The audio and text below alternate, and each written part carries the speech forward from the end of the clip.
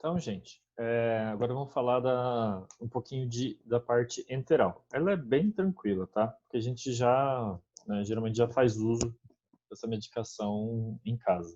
E a mais utilizada para fazer justamente a independência do paciente em relação ao serviço de saúde. Que tipo de apresentação vocês conhecem para utilizar a via oral? Vocês apresentaram bastante ali no vídeo. Vão me falando aí.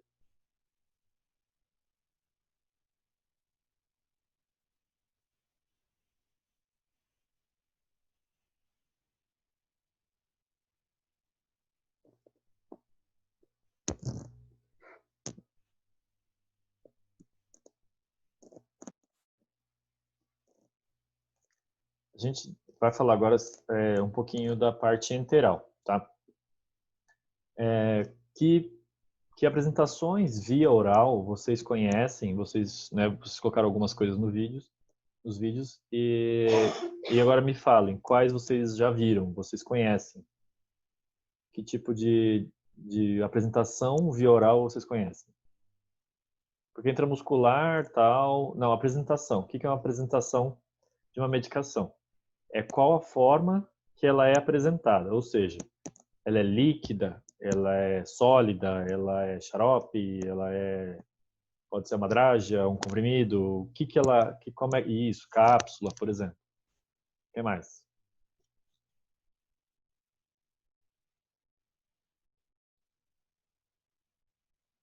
Me digam. Gotas, né, que é o caso é líquido, muito bom.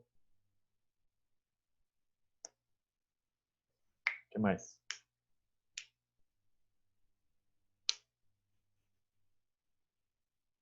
Pomada não vai via enteral. Sublingual. Vou falar sobre sublingual, Stephanie. Vou falar e me aguarde que eu vou causar uma polêmica hoje.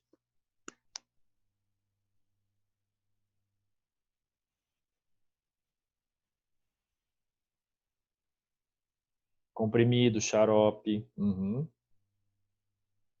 drágia, comprimido mastigável. O que mais vocês lembram?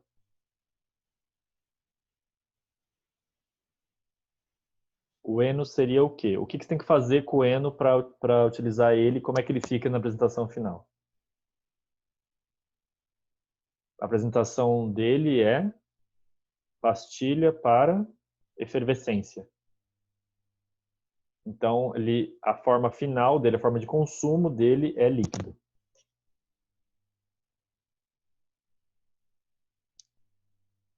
Se você tem que fazer o preparo, né, antes de fazer a administração, é a final. Mais algum que vocês lembrem?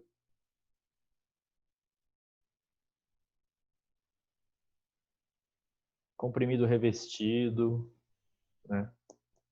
Tem muita apresentação, gente. Acho que, se eu não me engano, são 16 ou 17 apresentações via oral, tá? Então, a gente tem alguns aqui na tela.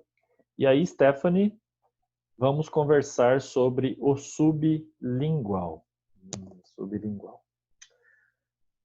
É de propósito que ele está aqui nesse slide. E aí eu vou perguntar para vocês. O sublingual, ele é via enteral? Já que ele vai na boca?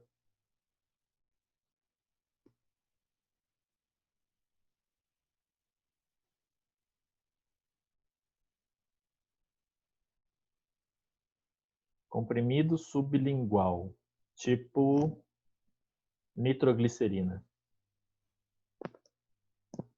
Ele é via oral e, portanto, é classificado como via enteral?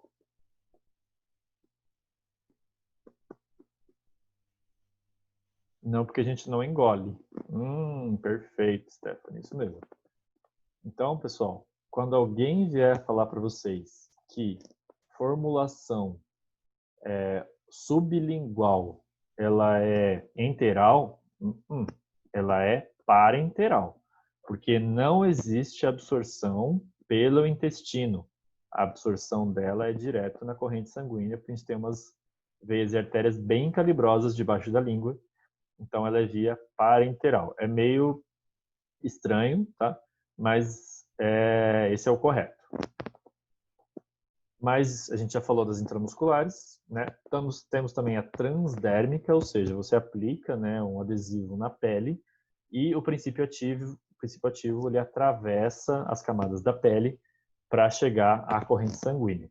Então, bem tranquilo isso aqui. Algum exemplo que vocês conheçam de transdérmica?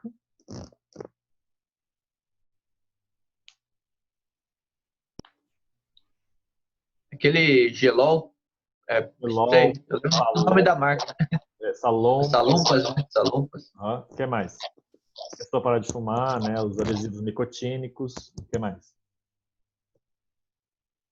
Já ouviram falar que hoje em dia existe anticoncepcional transdérmico?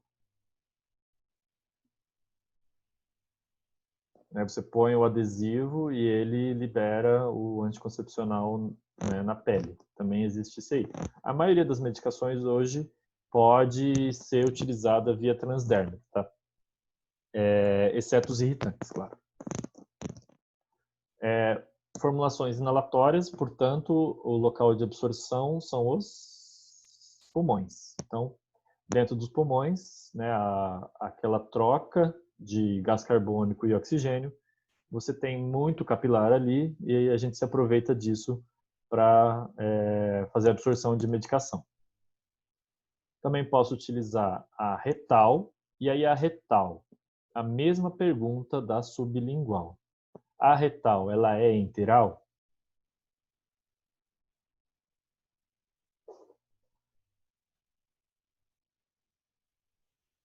Via retal é enteral?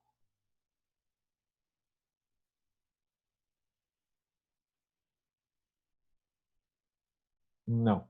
Mesmo caso, né? A gente está utilizando ali as veias e artérias que estão presentes próximos ao ânus para fazer a absorção desse tipo de formulação, né? Por exemplo, o supositório. Então, não é enteral, é parenteral, tá?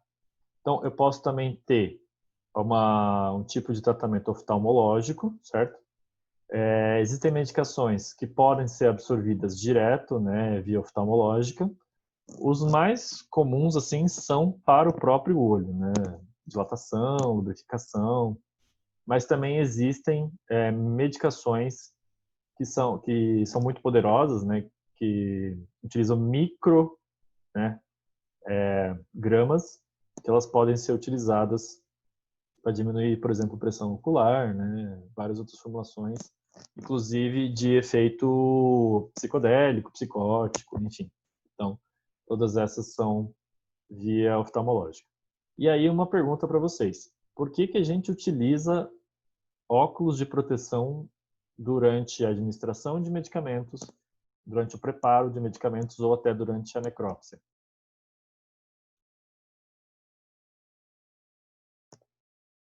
O que pode acontecer caso um pouco de sangue voe no seu olho?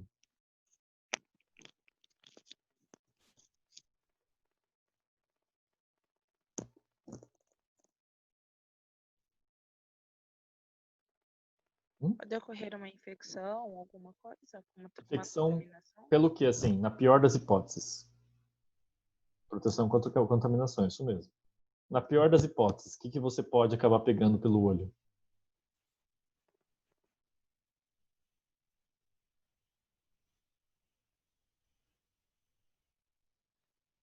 Ai, professor, que pergunta difícil. HIV, pessoal. O olho, ele é uma via parenteral. Ele é rico em vasos sanguíneos. Então, qualquer coisa que entre pelo olho, ele pode se espalhar via sistêmica com muita facilidade.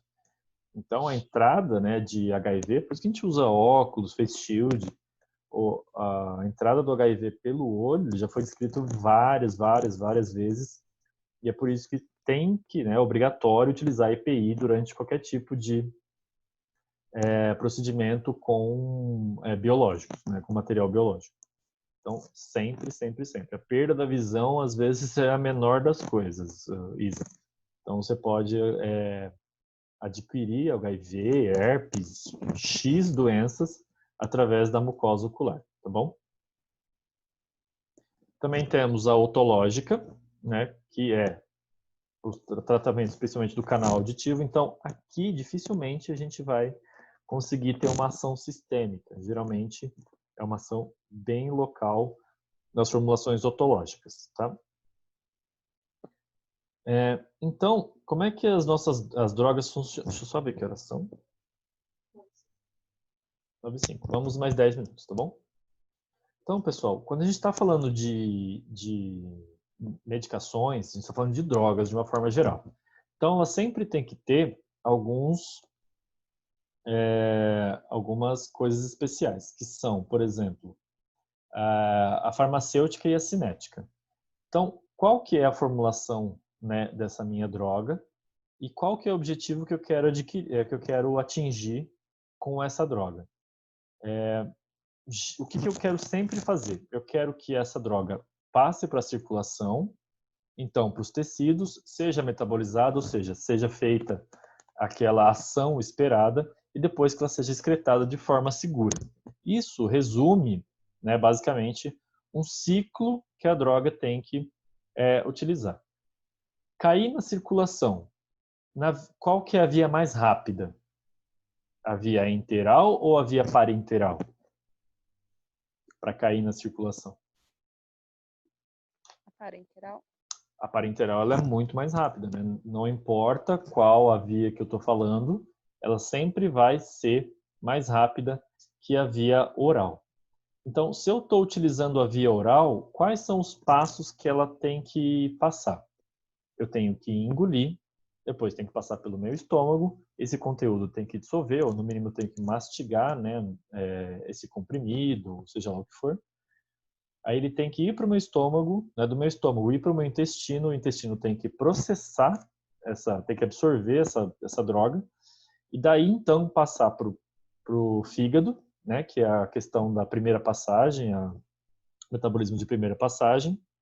E lá no fígado ele vai ser metabolizado e aí sim ele vai ser utilizado nos tecidos, como por exemplo a dipirona, né, um caso bem clássico.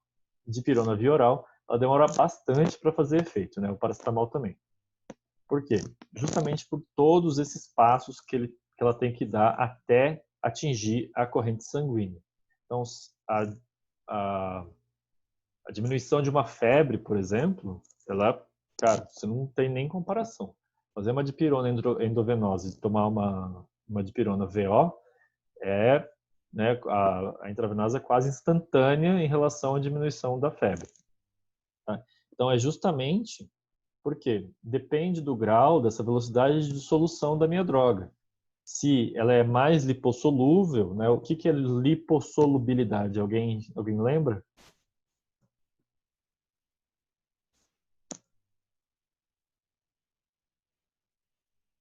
Lipossolubilidade. Então, vamos dividir aqui, ó. Lipo de quê? De fazer lipo, professor. Gordura? Gordura. Ó, solubilidade. Então, quanto essa droga é solúvel em gordura, tá? Se ela for muito solúvel em gordura, mais rápida é a absorção. Quanto menos solúvel ela for em gordura, mais lenta é essa absorção. Tá?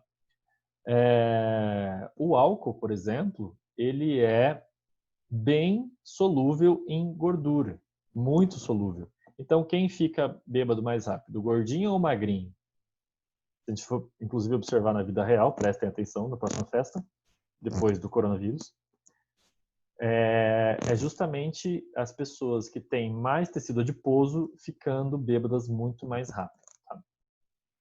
O grau de ionização, o que é um grau de ionização? É o quanto essa molécula consegue se dissolubilizar em água. Então, geralmente isso aqui vale muito para as soluções intravenosas. Se ela tiver um alto grau de ionização, rapidamente ela vai se ligar e ser carregada até o local de ação. Se ela tiver um grau de ionização muito baixo, ela vai ter um efeito um pouco menor. Tá?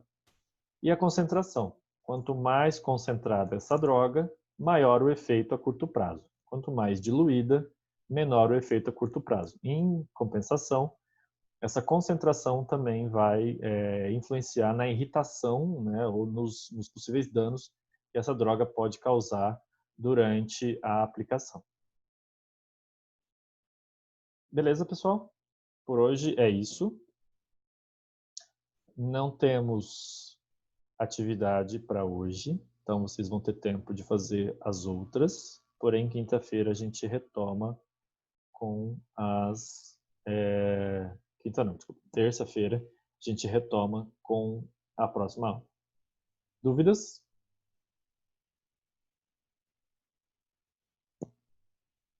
Dramas?